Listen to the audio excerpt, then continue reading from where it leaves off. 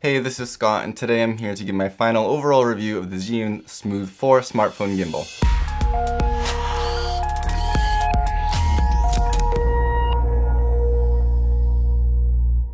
So I made a couple of videos already about the kind of flagship feature of this Zhiyun Smooth 4, which is the vertigo zoom feature. I've showed you how to do it both manually and automatically using the ZY Play app. Today I'm going to focus more on my overall impressions and thoughts after using this for a couple of weeks, some of the pros, some of the cons, and kind of thinking about where it comes in the Zhiyun lineup. Zhiyun's line of smartphone gimbals is kind of confusing the way they name them. This is the Smooth 4, but it is not an upgrade or a next level Smooth 3. The Smooth 3 is still kind of a standalone, I imagine it as a flagship kind of gimbal for smartphones. Its build quality is just on another level, but this is more of a kind of evolution of the Smooth Q, which was the plastic kind of baby brother of the Smooth 3 before. The Smooth 4 is also very plasticky, but full disclosure, I have actually dropped this from a considerable height straight onto cement, and it bounced a couple times, but it did not break and it did not crack. So even though it is relatively plastic, the build is actually not bad, at least in my experience. I was surprised that it didn't break, to be honest with you, but it bounced back and it works just fine after that, so that's pretty reassuring. The overall design of this compared to the Smooth Q and other smartphone gimbals, it has a lot of buttons and knobs and everything on here, and that's nice because you can control almost everything, especially if you're connected to the ZY Play app. You can control almost everything from the handle of the gimbal. You don't really ever have to touch your phone except to initially connect your phone to the gimbal. But it's kind of overwhelming when you first get this, and you're definitely going to want to make sure that you read the manual on this one to make sure you know what each of these buttons do, because some of them are labeled, but some of them are not so clearly labeled, and you're going to need to know that before you can get the full kind of range of features that this does offer. The design of the handle on here is not perfectly round. It's kind of a semi-round design, and to be completely honest with you, I don't really like it as much as some of the other handles.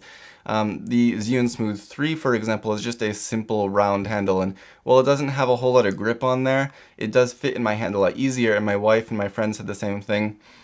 But, you know, that aside, it is still easy enough to hold. It's lightweight because it is so much plastic in this build, very lightweight. Some of the buttons, you're definitely going to need two hands to get to just because of the way that you hold it. Your fingers aren't going to be able to reach the higher buttons. You're either going to need two hands or you're going to need to shift your hand up from kind of the standard holding position to get access to those. So that's a little bit not disappointing because I kind of think there's no way around that with this many functions built into the handle. But just be aware that it's not just like you can reach everything right from your standard grip. The button on the back has an up and a down button. You can kind of comfortably reach the down button, which I personally use more often anyway, which we'll talk about later. But to reach the upside, the top part of that button, you do have to readjust your grip again. And, you know, it can become a little bit easy to accidentally press something when you're trying to shift your grip to reach something. So again, I think it's kind of unavoidable with this much built into the handle, but it's not overall my favorite design.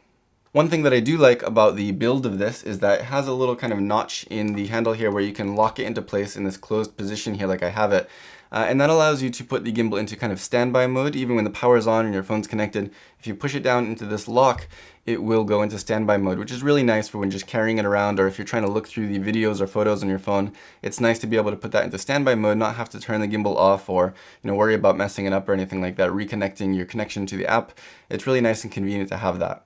Although if you have to extend the arm all the way to balance your camera, in the fully extended position, it doesn't quite fit in here. The clearance is not quite enough to push it into that standby mode.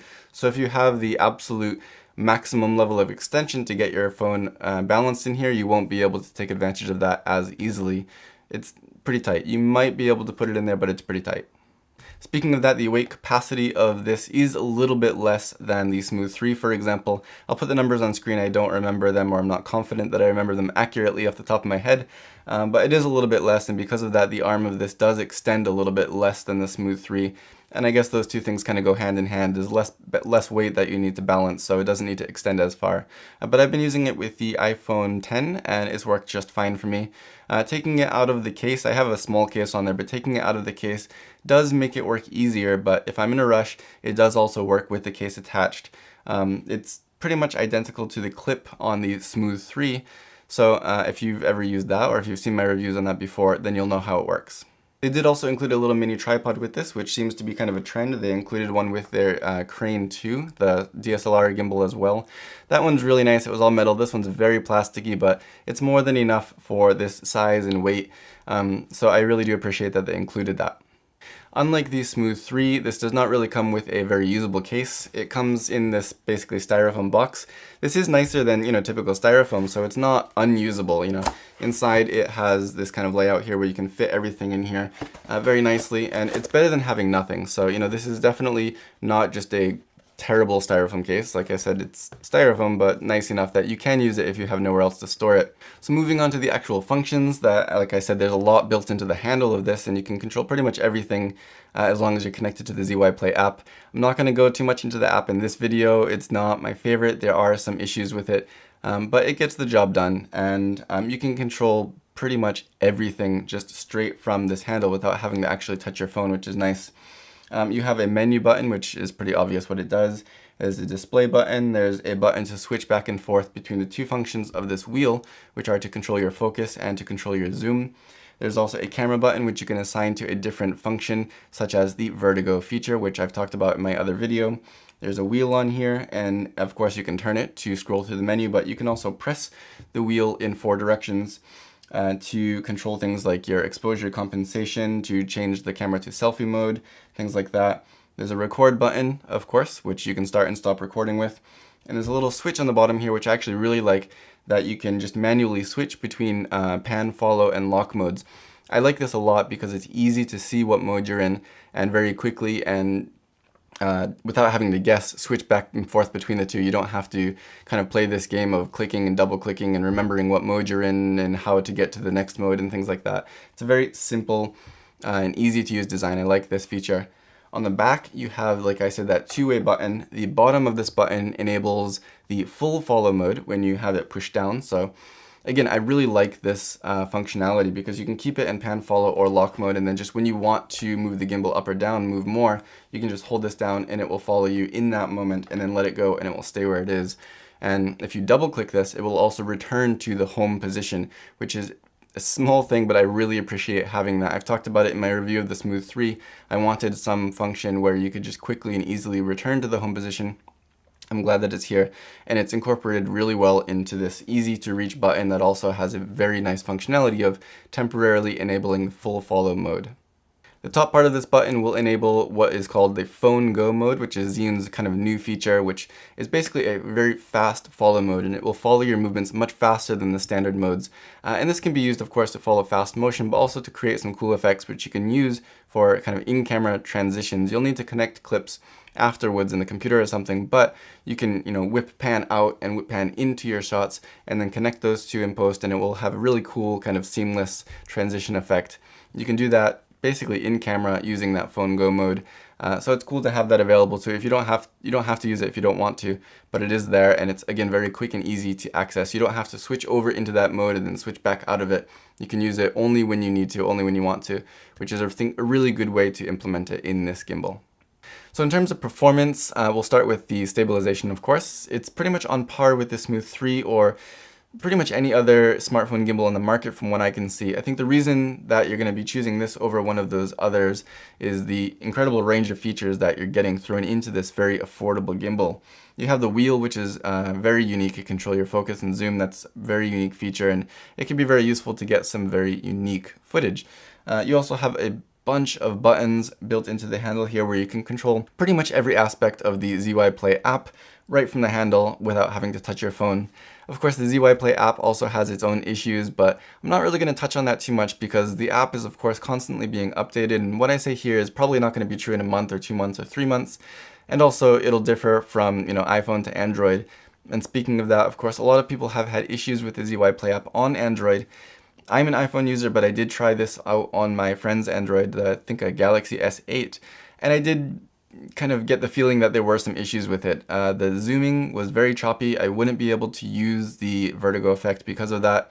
It had some issues with drifting out of focus. I was only able to choose up to 1080 30p video, which it may be some setting on the phone itself that I didn't adjust. I'm not comfortable with Android phones, so I'm probably not the best kind of authority to speak on that. But I'll leave it at there does seem to be some issues with the app itself and Android phones. But of course, the stability on here is still on par with all of the other choices that you have on the market. So even if you don't use the app, you should be able to still get smooth footage from this because the stabilization is there. I still do recommend the Smooth 3 if you want something a little bit higher up, something with a better build quality. It can hold a little bit more weight. It's worked great for me. It's simple. It's really, really solidly built. It comes with a carrying case, a very nice carrying case. There's a lot of good things about the Smooth 3, but if you're looking for a lower priced, very well functioning gimbal, this is incredible. You're getting a ton of features in this, and I've really enjoyed using it. Again, it's plastic. That's one of the biggest things I think you'll notice in terms of the difference between the Smooth 3. But like I said, I dropped it pretty hard, and it survived without any issues at all. So I can't really complain about the build quality in terms of actual real-world use because of that. So throughout this video, I've showed you some of the clips that I've taken with this, and hopefully it'll show you some of the different features, the phone go mode and the vertigo feature and everything like that. And hopefully you can get an idea for the actual performance of this. Like I said, I've been very satisfied with it. I'm not very good with actually getting good quality out of my iPhone video. I'm sure there are other users that can get better actual video quality, but again, hopefully you can see how this itself performed and get an idea of if it's for you or not. But I would definitely recommend it if you're in the market for something in this price range. It is a very, very well-performing gimbal, and I would give it my recommendation.